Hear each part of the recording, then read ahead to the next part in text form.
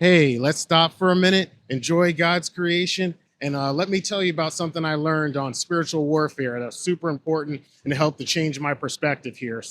But today's going to be on spiritual warfare and actually what is the biggest part of spiritual warfare that we should be concerned about.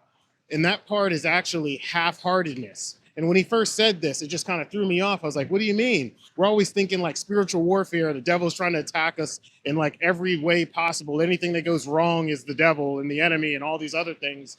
And when after listening to a sermon, I actually realized that half-heartedness, not complete being completely obedient, only being obedient in certain areas and not others of your life, is actually hurting you far more than the enemy running around and trying to do things to you. Because remember, the devil's already the enemy, our adversary, is already defeated, right? So he's not omnipresent. He's not everywhere like Jesus, like Jesus can be. So I think we give him too much credit on what he's actually doing or how he's actually affecting our lives, which is can probably turn into a bit of like a scapegoat of like, oh, this is happening because instead of looking inward, right?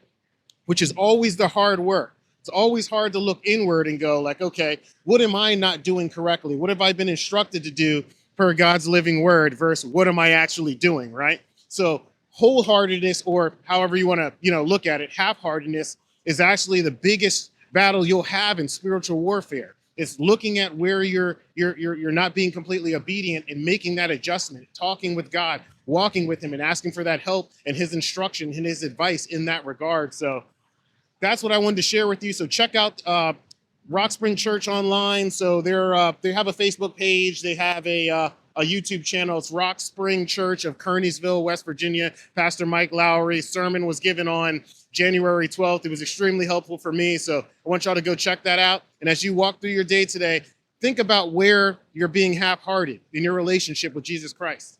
All right? Have an awesome day.